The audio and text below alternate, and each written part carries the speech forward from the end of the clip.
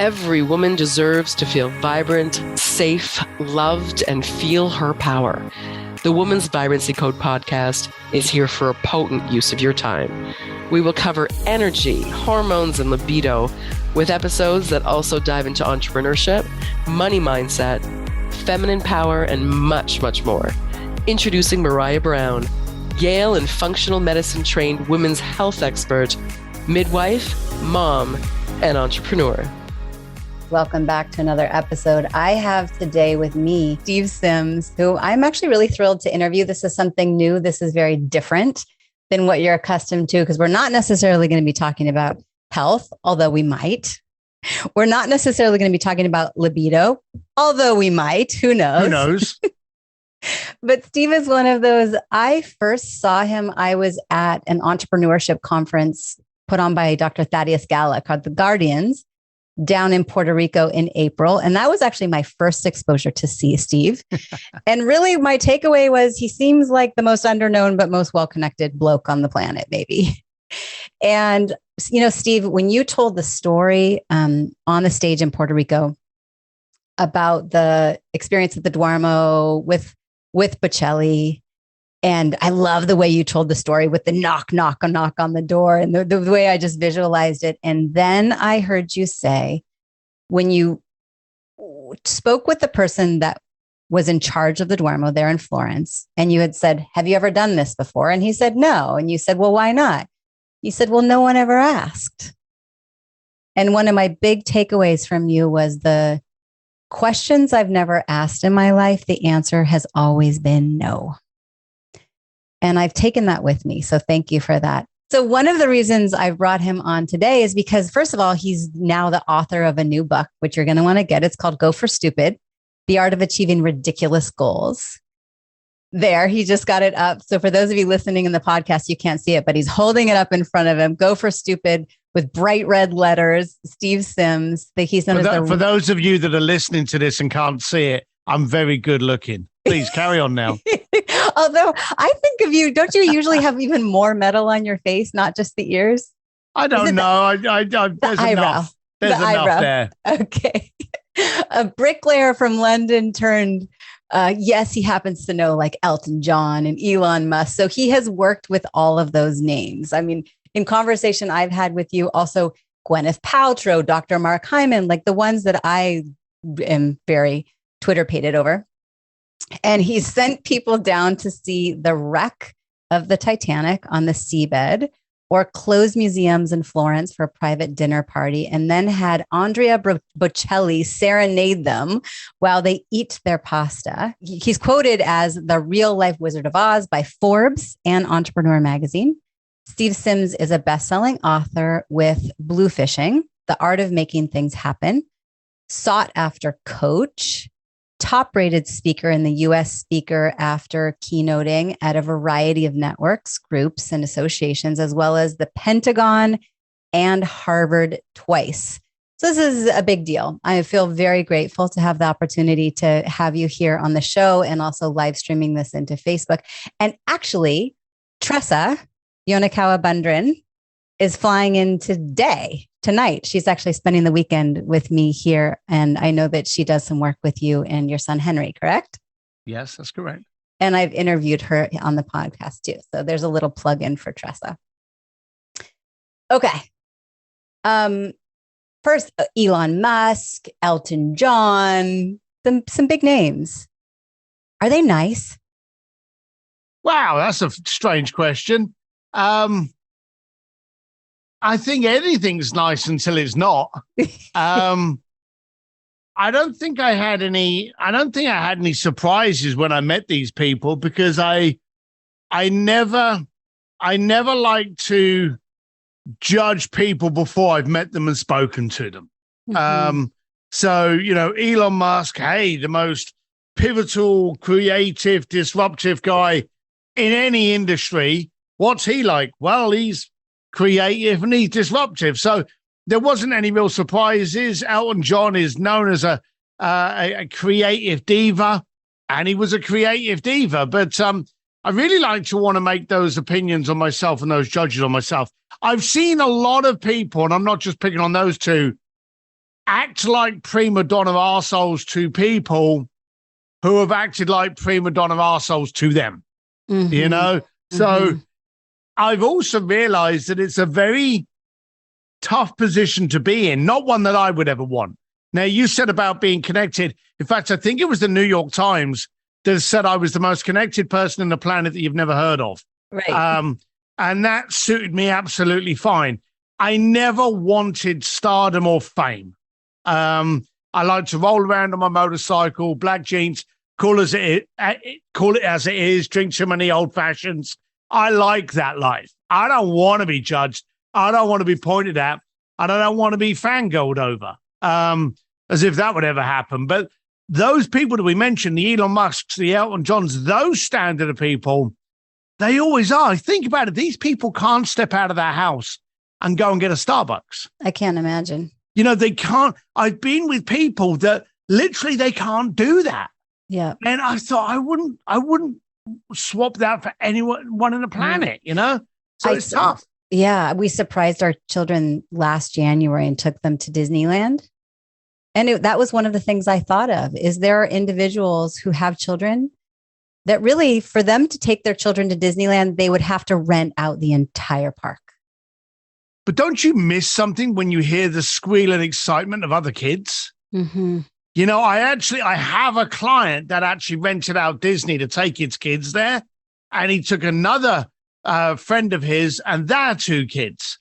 So we're talking about 6 kids in total were in Disney. That's like being in a nightclub on your own or with your favorite girlfriend. You lose out on all the other atmosphere. Yeah. And I thought to myself, that's very sad. A lot of the time, these things literally are well-decorated prisons. They just can't leave them. It's terrifying. And I imagine you've spent time with people that have wealth, fame. Are they kind? Probably, and depending on the setting. And time must be their biggest commodity.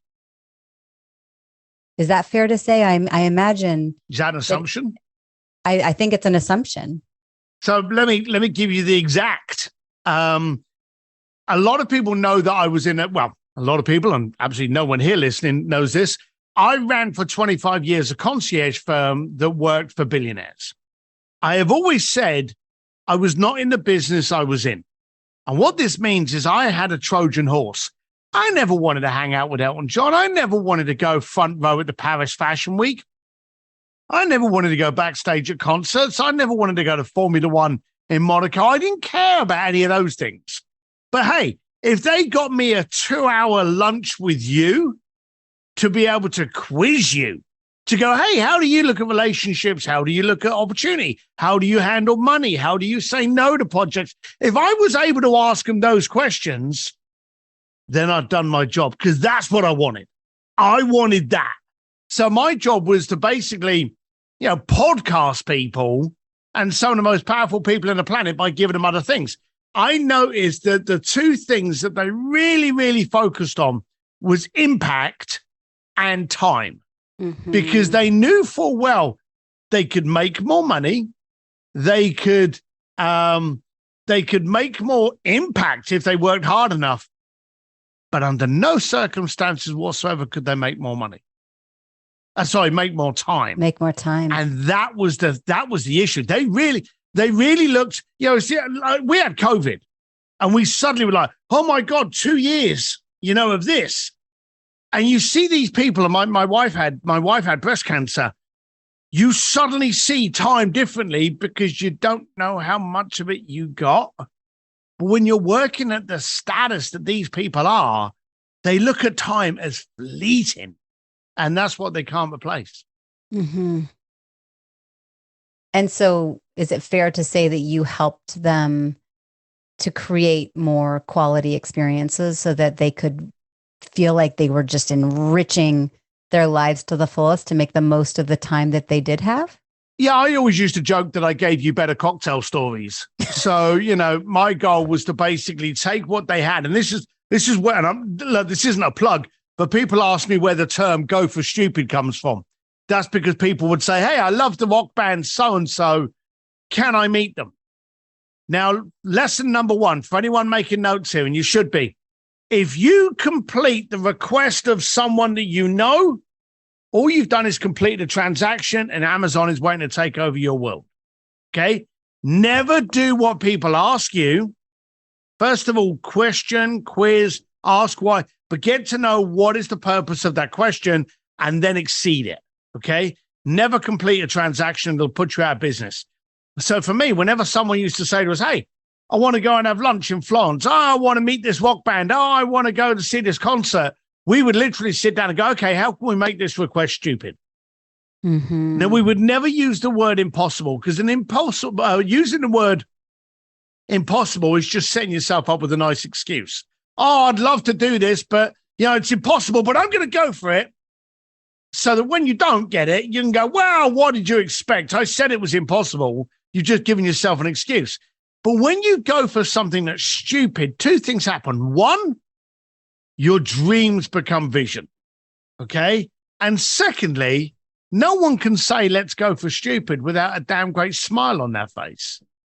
So you've now become a curious child that's dreaming what's plausible with this request. It opens up so much more in your imagination. So that's why we do it that way. Mm-hmm. And what about you? When you think about your use of time after planning these stupid adventures, these amazing adventures for others and making sure that you're exceeding their expectations. Yep. How do you spend your time and what are the things that give you the most fulfillment? Impact. And I'm incredibly selfish. And a lot of people look at being selfish as a bad thing because our mums have always gone, hey, don't be selfish, share your sweets. I don't mind sharing my sweets when I'm 5 years old, but I'm not going to share my time today with someone that doesn't deserve it. So with me today, my energy, my resources, my empowerment, my strength, my conviction only wants to be shared with those that I think are worthy and are going to do something with it. So I'm very, very focused on being incredibly selfish today. I will go and do a event if it benefits me and the people in that room, and then they can action it. I turn down a lot of speaking gigs. I get a lot of speaking gigs. You've seen me speak. I turn down a lot of speaking gigs if they look for motivational content. I don't want to give motivational content. I don't want to have you clapping like a demented sea lion. I want you to be able to leave that room with what I've spoken about and go, well, okay, if that bald-headed freak can do it, I can do it. Now let's do it. Now, if that's the kind of interaction I can create and the aggravation after the event, that's a win-win for me. Mm-hmm. But I'm incredibly selfish with my time, energy, and what I'm actually going to spout. Well, that makes me feel kind of special. Good. So thank you for sharing your time here and with everyone that's listening, either now or in the recording. And it sounds like you're looking for impact, but from a selfish perspective. I mean, let's call a spade a spade. You're on this podcast now because you've written a book and you want people to read the book, and I have a platform and I have the opportunity to help you promote your book. And so we're definitely going to talk about the book. So for those of you that are listening and you're leaning in, not just to who Steve is and the energy that you already feel from him and the impact that he's had on the world, as well as helping some amazing people in this world accomplish their dreams, but you also get to hear about his book too. Okay. You're married. I'm actually going to add something to that to help people here. So the people that are out there going, hang on, we're going to get a great pitch on the book. I'm going to let you off the hook. Don't buy the book. We're still going to talk about the ethos behind it. I want you to action the statements that we're going to talk about. So I do not care if you buy the book. Quite happy with my life at the moment. Thank you very much. You spending $24 on a book is not going to change my life. But what we can do and talk about on this podcast can change yours. And at the age of 55, and you know my son, and I've got 2 other kids outside of him as well. So I've got 3 kids. Part of the reason for this book is because I want to help maybe, change the planet just a little bit to give them more of a world that I'd be happier to live in. Mm. So that's my go for stupid goal. I actually want to change people to create more of what I would want to be part of. And so I do know one of his sons, and I've had some great quality time with him. And I'll tell all of you, he's got a heart of gold. Man, Steve, after time with him, I mean, he and I stay in contact, and he's just a good human being on the planet. So with that, what would you say would be the being a father? What was the hardest part? And what's the number one lesson that you feel like you can go, oh, for the dads out here that are in it and they're early on in it? Here's the thing to know. That it's the stupidest, lowest paid, irresponsible, unresponsive position to ever have. Yes. There's no reason for anybody to be a parent. You know, there's this kind of, oh, I want to nurture something, but it's horrible. Let's be blunt. You know, it is a hard troll that my son now lives down in Orange County. I'm up here in Tarzana, but there's not a day, an hour, a week go by that I'm not thinking, oh, is he okay? You know, is he making good choices? You never stop worrying. So, you know, from birth, and you've got this little bundle of skin that can't do anything that you're now responsible of nurturing, to leaving them out into the world and hoping that they don't get caught up in the wrong bar or say the wrong thing to someone that's unhinged. You never stop panicking or worrying. So it is a cluster F of emotion that no sensible person should get involved in, but we do. Mm-hmm. But when I hear that he has a conversation with someone like yourself, or when I hear that he's helping someone else, or I hear that he's creating his own impact that's causing that person to change the way they do business, you can't help just sit there and maybe just smile it a little bit more. But it's a tough thing. It's a tough thing. And it sounds like a source of real pride for you.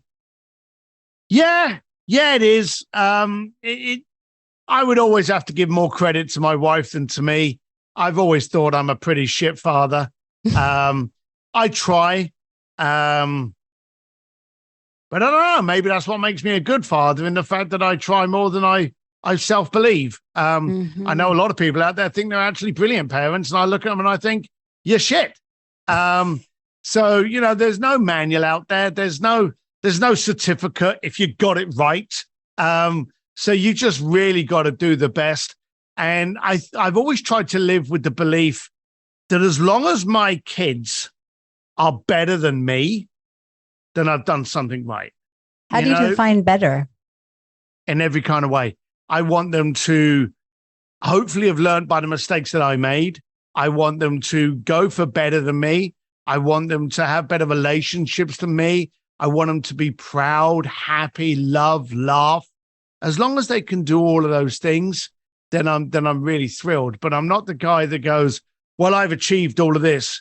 My sons may not be as, I already think that, you know, they're better than me in so many ways in any case.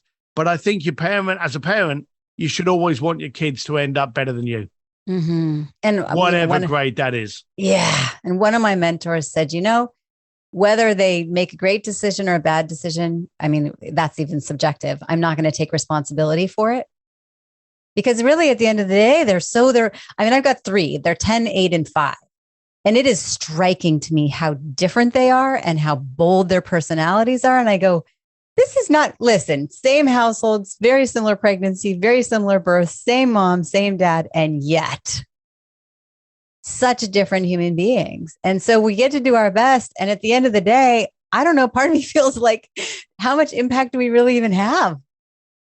Yeah, you know, we've been producing kids for generations and millions of years, and we still don't have a clue. No. You know, it's ridiculous. You know, someone makes a pasta, there's a recipe, but there's no recipe for being a parent because you don't know what you're dealing with. And you think you do, but no, that's when they usually surprise the hell out of you. And even in the context of having big, stupid dreams, you know, I'm currently the breadwinner of my home. I've brought my husband home and I'm traveling a good amount. You know, I saw you in Puerto Rico. I saw you in LA. I've been in lots of other cities in the last few months. And I go, oh, that push and pull of, I have big dreams. I have big visions. because of the impact I want to have in the world, but also the life I want to create for my kids. And yet there are those moments where while I'm creating the life, am I there enough? Do I have enough presence in their lives? Do they, I have that. I can help you with that. Go for it. Go. So I don't know if you're aware of this, but me and my wife, we've been together since birth. We've just been together forever. I think we celebrated 30 years of marriage a couple of months ago, and we were engaged 7 years before then, and we were dating before that. Wow. So when I ever think about a life before Claire, I think I was 3. But it's that kind of thing. So we lived in Hong Kong. We had Henry. Then we lived in Switzerland. We had Lily, my daughter. And then we lived in Palm Beach. We had George, my son. So we've traveled around. And there's been lots of times when I've been traveling and then I've come back and then I've taken them with me. I always used to have that concern that would be like, oh, my God, I'm not with them. And oh, my God, I'm taking them away from their friends because I've got this job in France and they've got to spend a week in France, or we've got to go here.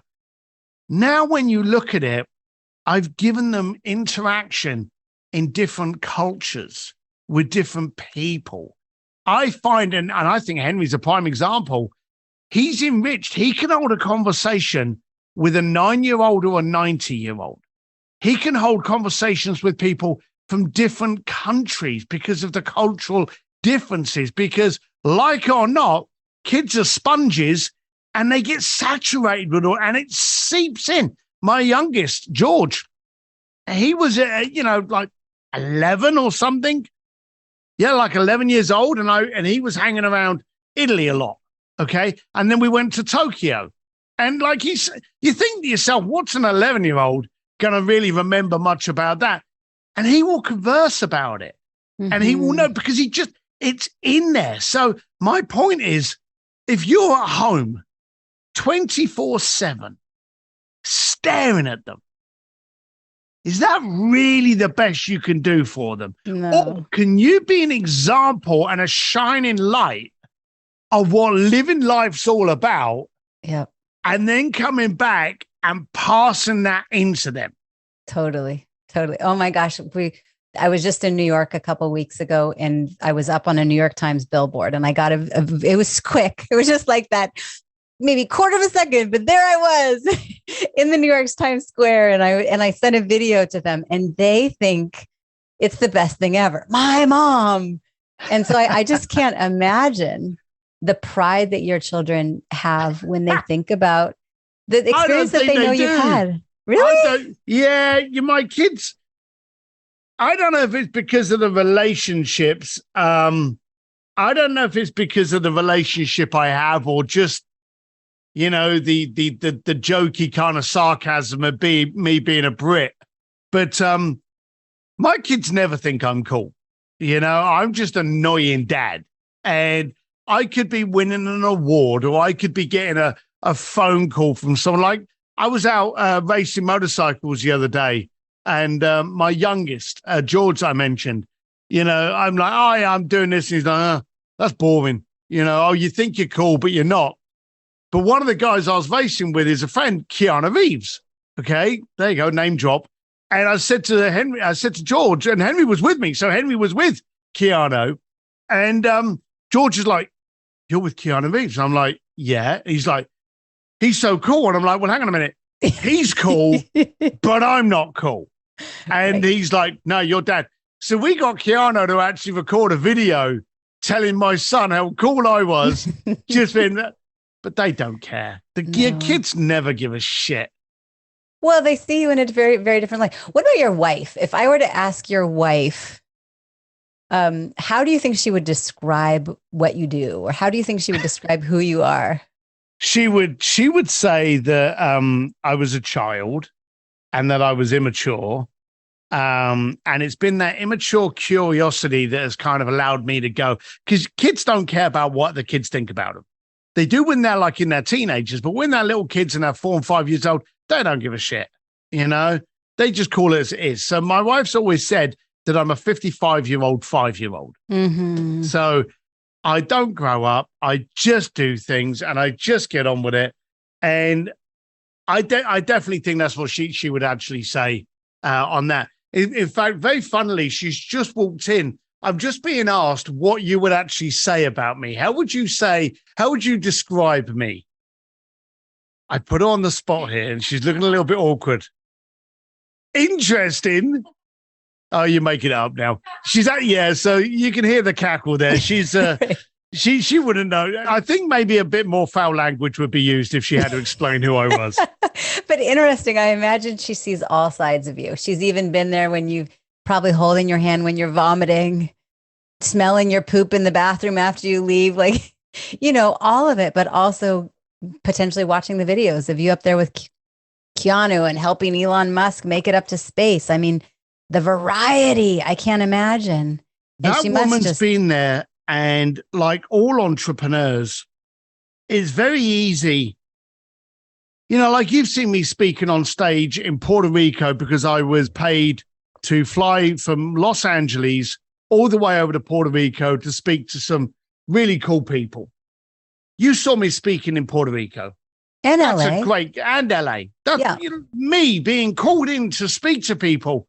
Yep. My wife's been laid in bed with me when we haven't had enough money to pay the electric bill Friday, or when we're worrying about where the next dollar's coming from, or running down to your supermarket and going to the out of date section right at the back of the supermarket just to be able to eat.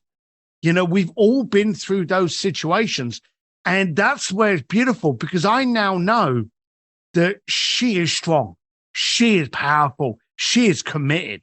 And so together we've been able to do this. And I think it's important for people to go, hey, yeah, things look rosy, but it wasn't always that pretty. So they need to understand it. To become an entrepreneur, you're going to be shit on. You're going to be laughed at. You're going to be scarred. You're going to be ridiculed. You're going to be laughed at a ton. And if you haven't, well, you're not an entrepreneur, and it's going to happen. So those are the two things you've got to be aware of. So she's had the interest in life.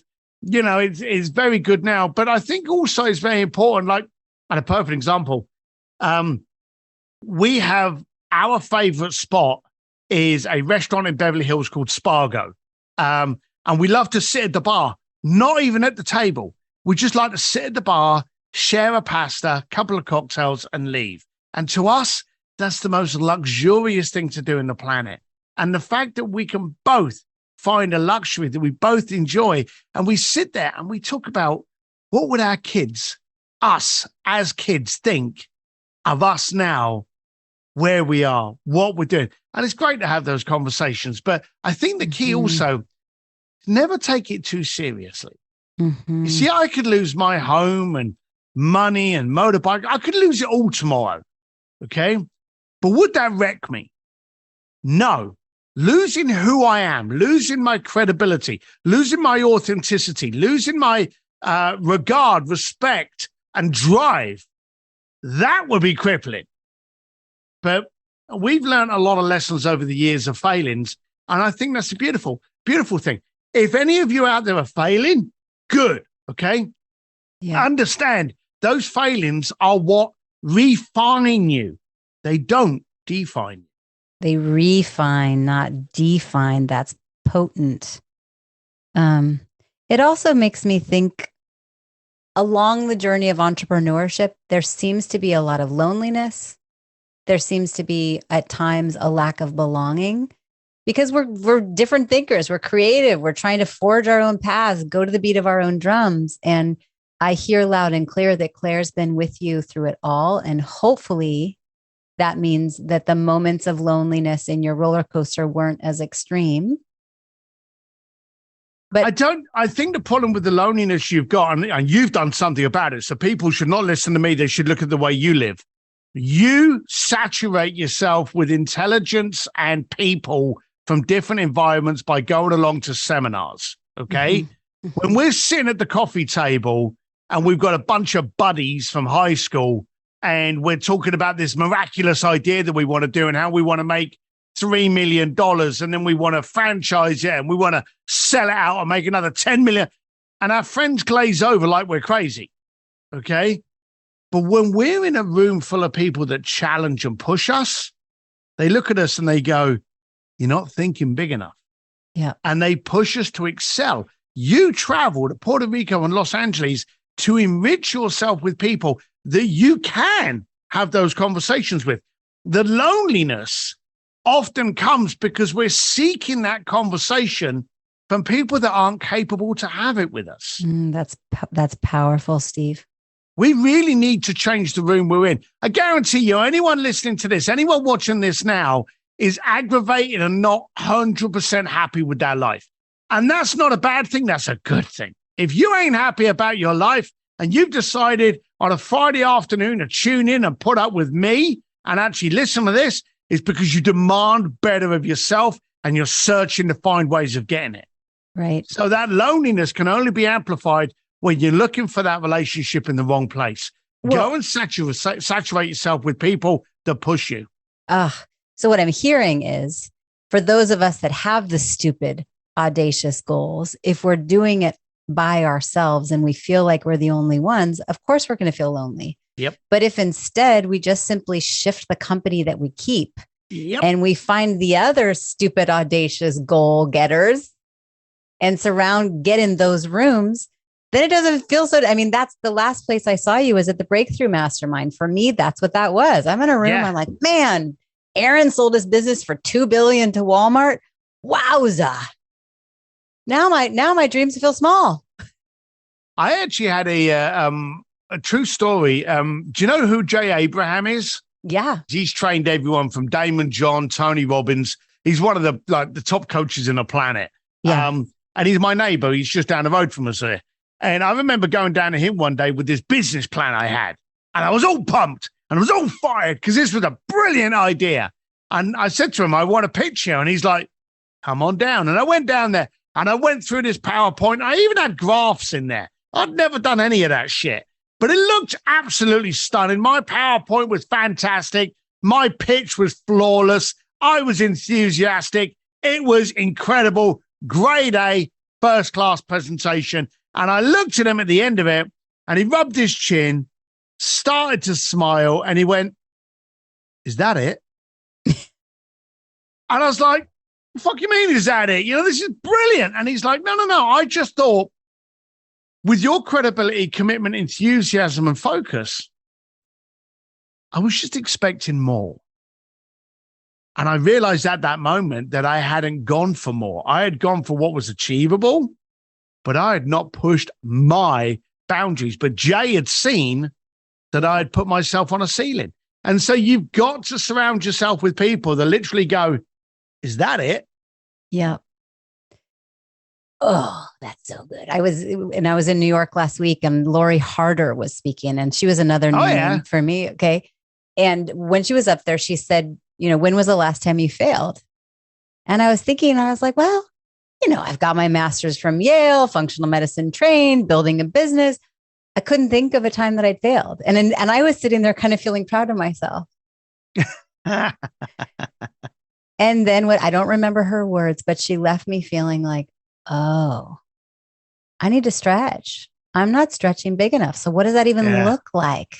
Yep. You got to push it. So what does that look like? Where does someone start if I'm going, okay, I thought I had big dreams, but if I haven't really fallen on my face, I had a pretty nasty miscarriage where we were heading off to Alaska and we were driving the Alcan Highway and that was pretty disastrous. But that was also out of our control. And that was 11 years ago. Like I haven't fallen on my face in 11 years. Yeah, but they don't have to be huge failures for you to fail. See, and here's the weird thing. I've never failed in my life. And, there are people there going, oh, cocky, arrogant shit. I've become educated so many times at stuff that I'm useless at. Mm-hmm. Okay. The difference is to whether or not you look at that failure as a loss or as an education. And I constantly push myself and I constantly strive to do things. I'm doing an audio book for this new book. I did an audio book on the last one. anyone that's ever done an audiobook will tell you that it's the most painful experience of your life. You're in like this little box and you're going through this iPad and you're reading it out to yourself. No light. It's horrible. You can't wear anything. I remember the first time I went in there to do it, I had some cargo pants on and the woman was like, oh, I can hear the rustling of your pocket. Like, how the hell can you hear that? So it was very annoying that I did this. Now I'm going to do it again. So this time I'm going to video it and I'm going to do a read along with Steve where you can actually get the video and watch me actually talking to you and from a teleprompter reading you my book that you can actually follow along with your own book. We're trying something a bit different. I don't know if it's going to work, but I guarantee you once I've done it this Saturday, come Monday, I'll be educated as to whether or not that was a good idea or not. I love it. You don't have to have massive failures to become educated. They can be baby failings that just help you get forward. Mm-hmm. And it takes me back to where you said define versus refine. Yeah. If I don't see it as a failure, instead I see it as refinement and moving forward. Okay. So let's talk a little bit. Why write a book now? Who wants to read the book? All right, let's play a game with you. Okay. What do you drive? I drive a Toyota Sequoia Platinum. I love it. What is that? Is that a truck? Is that a SUV? It's like it's like an expedition kind of. All right. Okay. Do you like trucks? I like my Sequoia. All right. Do you want to buy a truck? No. I know you're wondering where the hell is this going, but stick with me. Do you want to buy a truck? I'd like to buy a Land Rover. All right. So twice you've said no to the truck. Yeah. All right. Did you see when Elon Musk actually unveiled his Cybertruck? No. Did you hear about it? No. You did not hear about when Elon Musk unveiled the Cybertruck. Okay. So Steve, there's something you need to know about me. I don't own a television. Okay. That doesn't matter. You got a computer. You're talking to me on the computer. I'm predominantly talking about women and their hormones and their libido. I'm a midwife. I like if something about no. So no, I didn't. Tell me about it, please. Well, the fact that he actually brought out a Cybertruck. Okay. But you know Elon Musk. Yes. Are you impressed with him? Yes. Do you revere him? Yes. His outlandishness, his creativity, his vision, it excites me. But how many people laugh at him? I don't know. You see, this is a guy that was unqualified to challenge banks and invented PayPal, was unqualified in any kind of automotive industry whatsoever, and has disrupted it with Tesla and now Cybertrucks. And TikTok. And Twitter. Oh, Twitter. Twitter, yeah. And now, so he's in the social platforms, unqualified in space, and actually now disrupts space. Yeah. See, here's the thing. I roll off some names to you. Steve Jobs, Henry Ford, Walt Disney, Larry Page, Elon Musk, Richard Branson. All of these people you look at as kind of like, wow, creative masterminds. They are a pinnacle of our people. They are they should be put on pedestals, but they went through all the laughter and jeering. You see, the daft thing is today we would much rather mock someone's ideas than support them. Elon Musk and all of those people were laughed at. Richard Branson, Larry Page, Steve Jobs. Steve Jobs was even fired from the company he designed and then employed back again, you know? Mm-hmm. So all of these people were in that society. And here's where it gets dark and cancerous. We revere those people for taking chances. But anyone at that coffee table that we spoke about earlier, we actually scoff at them. You see, we're in a planet today where we would much rather ridicule people and laugh at them than actually support them. There's this old saying that, hey, what would you do today if you knew you couldn't fail? Yeah, we've all heard that statement, okay? I think it's the biggest bullshit on the planet. Again, when we fail at things, we become educated. Mm-hmm. When we do things again and again, we become experienced. When we're experienced, we become credible. So it all stems from when things don't go right, that gets us into that point of credibility. How would we like to change it? What would you do today if you weren't frightened of anyone laughing at you? Mm-hmm. Now, we're in a gotcha society where what you say can be just like soundbited, taken out of context, and ruining your career. So in a world where we're scared of being caught out on, the gotcha society and the cancel culture, what have we decided to do? We decided to not speak. Now, this is a female-driven show. So let's get deep on this, okay? We've gone into COVID where we couldn't connect with each other. We couldn't communicate with each other, okay? And everyone was bitching about it. Oh, I can't get together with my friends. It's not the same on Zoom. I want to be with... But during that period, we started infighting. We had the Me Too campaign that got stronger. Black Lives Matter. Asian hate, politics. We suddenly started having a go at each other. But because we were scared of how it could be misconstrued and how our career could be cancelled, we decided instead to become hugely intelligent and avoid the conversation altogether. In a period where we need to have conversations, we're terrified of having them. And that's why I'm daring people now to go and have those. Don't care about people laughing at you. If I say something inappropriate to you, I demand you to go, well, actually, Steve, you got the wrong end of the stick on that. And for me to go, really? How have I? Well, you hadn't considered this. Thank you. Now I'm smart because you've educated me. That's what we got to be doing. So the entire list of people that you gave were all men. Oh, wow. Yeah. Yeah.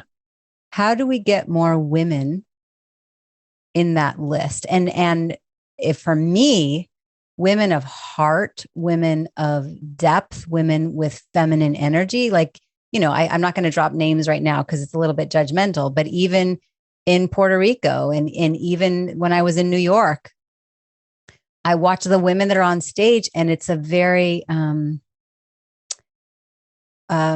do I say this? It feels like a performance. It feels a little bit plastic. It feels a little bit. Yeah, I know exactly where you're coming from. I'm part of masterminds. I just was on a group of a mastermind call. We're all bringing in a minimum of $500,000 a year, female entrepreneurs. We meet up twice a month and we just talk. And it was the conversation of this week. How do we, if we have a strong moral compass, we're looking for depth. And I think sometimes a woman with depth feels very confrontational. And how do we get those names? I'm not going to give names right now, but how do we get those names when you're making that list of the game changers, the pioneers? How do we get those women into the list? Well, okay. So there are so many different parts about this. I'm going to lead it with, and hopefully I can flow it well. I just did a speakeasy and those are my mastermind events. It's gone. It's already happened. So I'm not pitching it. But I did one in New York and I had a couple of ladies that were going to show up, but they didn't show up. So it ended up being all male speakers and it bothered the shit out of me. Mm-hmm. So I just did one in Hollywood about a month ago and I had Jennifer Reid, who is one of the top stylists in Hollywood that tells you what clothes say about you and how judgments can be made from what you wear before you've even had a conversation. She was incredible. I had Barbara Lazaroff, who was the co-founder of Spargo and was the former Mrs. Wolfgang Puck, and is quite simply responsible for Wolfgang being Wolfgang. Love Barbara. Wow, what a powerhouse. But it kicked off with Candace Nielsen. And you know who Candace Nielsen is? No. She's the founder of Sprinkles Cupcakes. Okay. She disrupted an entire industry, an entire, bakery section. Cupcakes before that were these little things that you got like 4 for $1, and they were pretty crappy. And she disrupted the cupcake industry. And we had those women in there. They were absolutely fantastic. And you say you don't want to call out names. I'll call out 2 names. I was at an event and Martha Stewart got up. Mm-hmm. Now, there was a ton of other leaders, principals, heads of companies. Martha has been current and topical for generations, for decades. All right. She's been the TV queen. Now she's cool because she's hanging out with Snoop Dogg. She's been done for insider trading. She's been in prison. She's a powerhouse of conversation. She spent an hour on stage talking about her wine called Martha's Vineyard. She had so much power and knowledge that she could have shared with the audience, but she chose not to actually do that. And frankly, it pissed me off. She is such a powerful woman.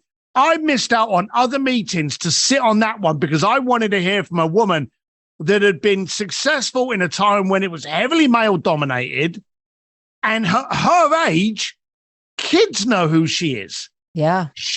This was a woman that had everything to tell us, and all she wanted to do was tell us about her chickens and her bloody vineyard. And that annoyed me. So I think the responsibility lies to everyone. You are right. And I know exactly who you're talking about in Puerto Rico. You need to get over the plastic and show up with all balls flying. You need to be up there and be willing to stand out.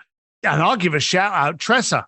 Tressa. That girl's got balls. Now, maybe that's not the best way to say it, but she is strength. And I don't care if you like her. I don't care if you hate her. You can't ignore her. And that's what has to happen. Now, she's not flamboyant. She's not wearing a dress where all's revealing. She's not loud and obnoxious. And that's just the point. You don't need to be those things to stand out. I know it's tougher to get people. As I say, I run events. I speak at events. And you're right. It's still heavily male-dominated every stage in the planet. But when you're given that chance to shine, share and actually own that position. Mm-hmm. I've met some of the most powerful people in the planet, but I missed out on one. Okay. Only one. I can literally say one. As I was growing up in England, we had a lady that was the Prime Minister of England called Margaret Thatcher. Now, this was a woman that got bashed and braided, but she was called the Iron Lady because screw that. She had her morals and she was going down her compass. All right. And I was in awe of this woman as a kid. And then one day I ended up working for the Polo Association in Palm Beach, and they wanted me to help brand and market. And I did all of that. And I got to meet people. And there was one of the royal polo teams from England that was connected to Margaret Thatcher. And they invited me over to have dinner with Margaret Thatcher. And I was like, are you kidding? I actually get to meet the Iron Lady? This was someone I was in awe of meeting. I don't know what happened, but something happened within my family that I couldn't go to England. And so I never got the chance to go and see her. And then 6 months later, she died. In the middle of that, she actually signed a painting and sent it to me.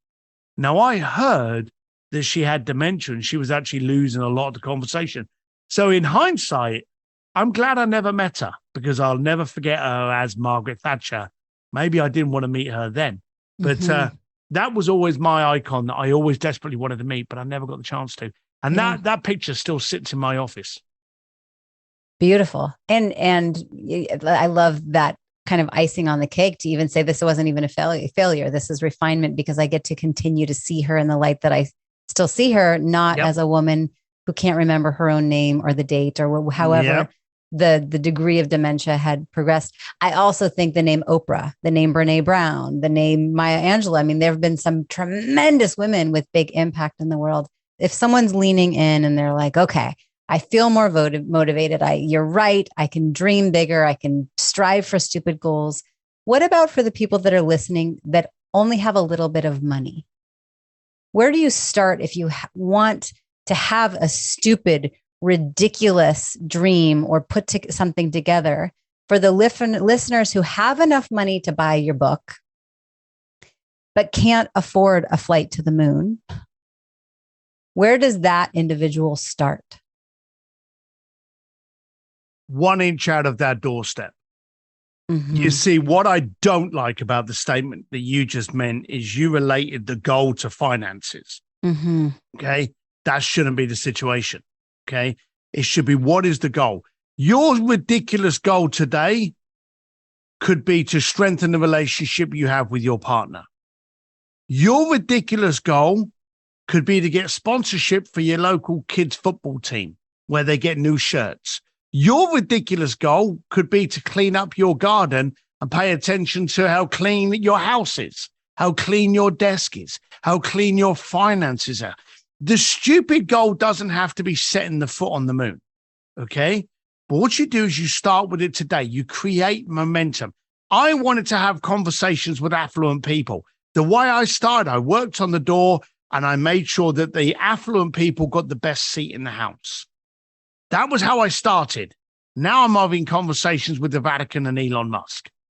One step in front of the other. If you want to get to your goal, the first thing you got to do is commence momentum today. Again, I don't care if you buy the book, okay? But I do care that you step up and go, hang on a minute, my goals aren't big enough. What do I want to achieve? And where does that momentum start? Mm-hmm. And what if someone is in a relationship where their husband or wife is really not on the same page and not supportive of it and wants to, they feel in some ways pulled down? Like I hear you and Claire are a cohesive team. You feel supported by her and you've been able to have ridiculous, stupid dreams. I heard Not loud always. and clear that, okay. Not always. No, anyone that's in a relationship knows full well that it can sometimes be a battlefield. Okay. Mm-hmm. There's been times in my life where I've argued with her and I've hated her. She's a horrible person to argue with because she knows all of my buttons. And there's been times when I've gone and gambled everything on a business deal and lost it and nearly lost her because of it. But one thing that we learned very early on was the demands of each other and ourselves. I want a beautiful woman that's going to support me. I want an absolutely amazing partner. And I demand that because I freaking deserve it. And she's like, well, okay, you're right, you do. But I want an amazing husband that looks after me and is loyal to me, committed to the family, and holds my back when I'm down. Okay, I'll give you that. So you've got to understand what's required within that relationship. If you're in a relationship and the person doesn't support you, are you really in a relationship? That's the first question you got to ask. I'm not saying this is an easy one, but you've really, again, it goes back to the people that are supporting you and are around you. You may find you're actually living, and COVID did this for a lot of people. They were suddenly locked in rooms where they went, hang on a minute, I don't like this person. Now, I was stunned during COVID because I knew I loved my wife. I knew I loved my kids, but I had no idea how much I liked them. And that was a real kind of like, I really like you. I really like hanging around with you. And that's what was a real changer for me. So if you're in a relationship and the person is not supporting you, find out, first of all, how you can be a better person to that relationship. Okay. Yep. You've got to give to receive. How you can step up. Most problems are you until they're not. So be willing to change. Go, hey, what do you want from this relationship? Because I don't think this is the relationship that we should be having. So what can I do to make this relationship? But if you find out it's not you, bye-bye. End that, move on. And I know you're sitting there going, oh, that's easy for you to say. There's certain people in my family that I haven't spoken to for 20 plus years because they were dragging me down rather than supporting me. You can't pick your family, you can pick your friends, and you can pick your relationship.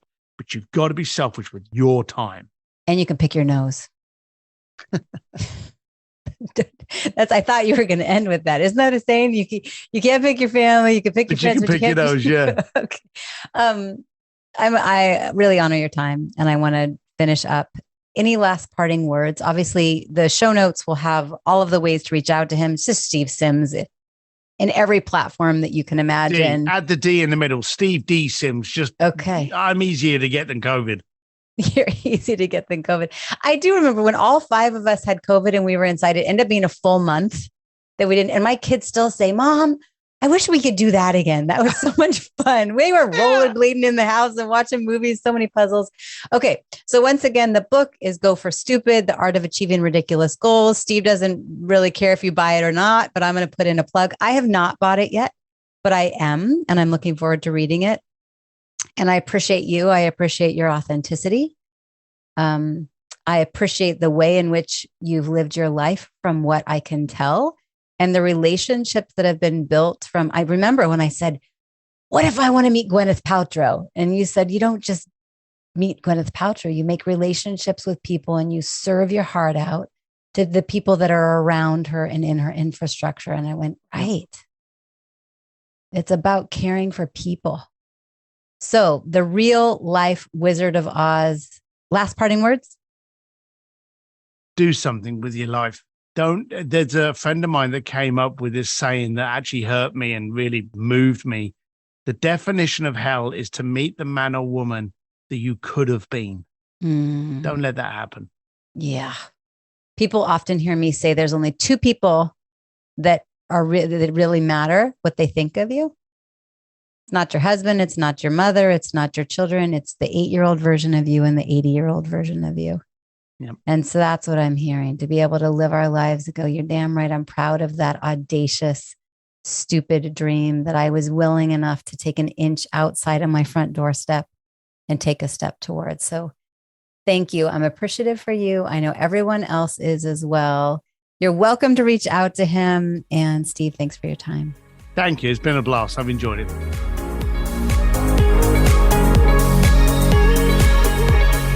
Thank you for listening to the Woman's Vibrancy Code.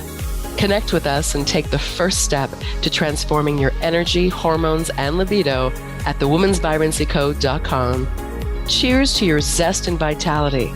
Make sure to follow for weekly power-packed value.